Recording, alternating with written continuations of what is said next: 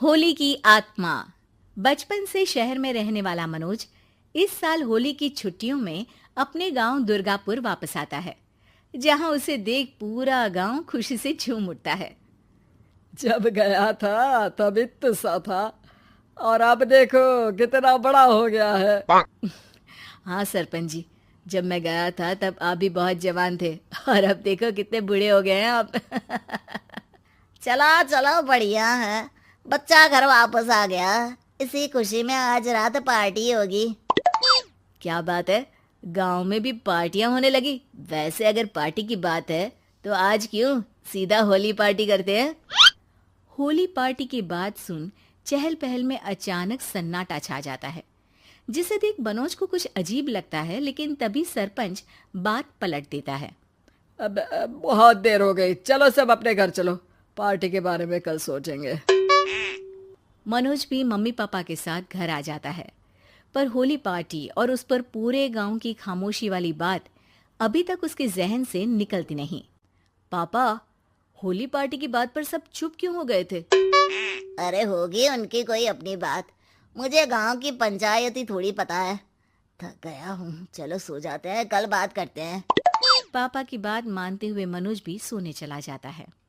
आज तो छुपा लिया, लेकिन हफ्ते बाद जब होली का दिन आएगा तब इसे कैसे रोकोगे? अगली सुबह सूरज के साथ ही मनोज भी गांव घूमने निकल जाता है, जिस पर रास्ते में उसे अपनी ही उम्र के कुछ लड़के भी मिलते हैं, जिनसे दोस्ती कर अब वो उनके साथ घूमने लगता है।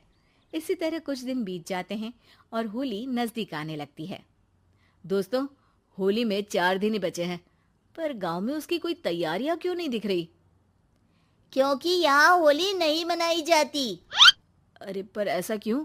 वो राजा भूषण। अरे तुम 4 दिन के लिए आए हो, क्या इतना सोच रहे हो? चलो कुछ खाने चलते हैं। इसी के साथ एक बार फिर होली की बात को टलते हुए देख मनोज को शक होने लगता है।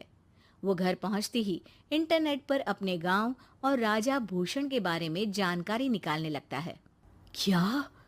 मुझे आज तक ये नहीं पता था। ऐसा कैसे? किसी ने मुझे कुछ बताया क्यों नहीं?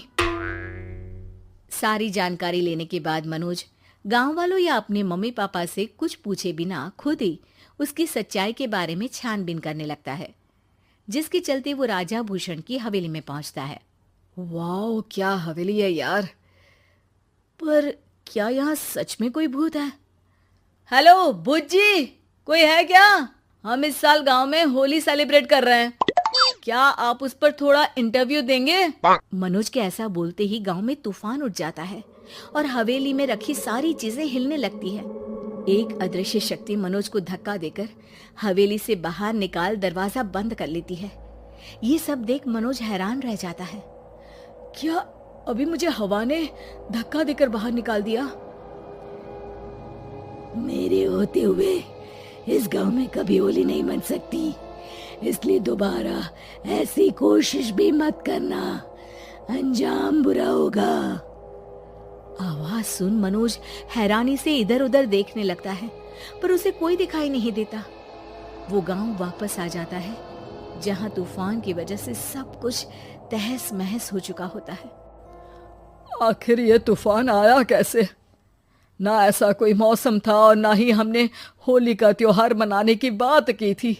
सरपंच की बात पर कोई रिएक्शन दिए बिना मनोज चुपचाप अपने घर चला जाता है। इस तरह देखते ही देखते होली का दिन भी आ जाता है और मनोज रंग लेकर गांव में निकल जाता है, लेकिन गांव पूरी तरह खाली होता है। अरे त्योहार का दिन है, धूमधाम की जगह मातम क्यों मनाया हुआ है? मनोज की आवाज सुन सब अपने घर की खिड़कियां खोल के घर के अंदर से ही उसे वापस जाने के लिए कहने लगते हैं, पर वो किसी की नहीं सुनता। तुझे पहले भी समझाया था, अगर होली खेलने की कोशिश भी की तो अच्छा नहीं होगा। अरे बात मान लो बेटा, तुम्हें सच नहीं पता। मुझे सब पता है।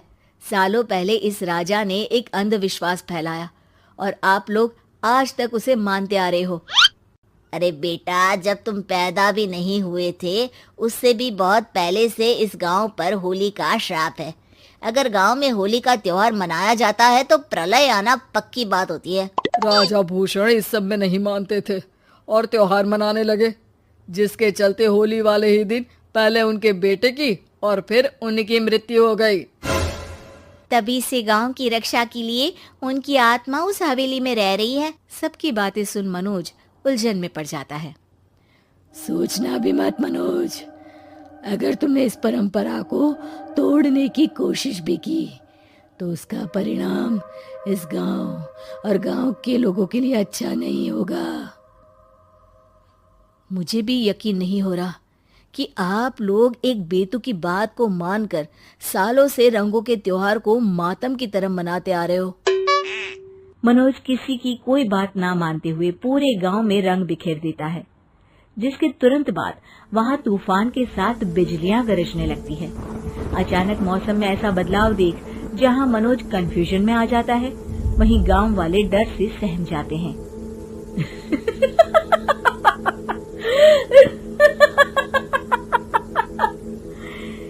इस लड़के ने हमारे जैसे सिर्फ अपने स्वार्थ के लिए नहीं बल्कि पूरे गांव की खुशियों के लिए यहाँ होली मनाई है, जिस वजह से अब इस गांव पर होली का श्राप टूटता है।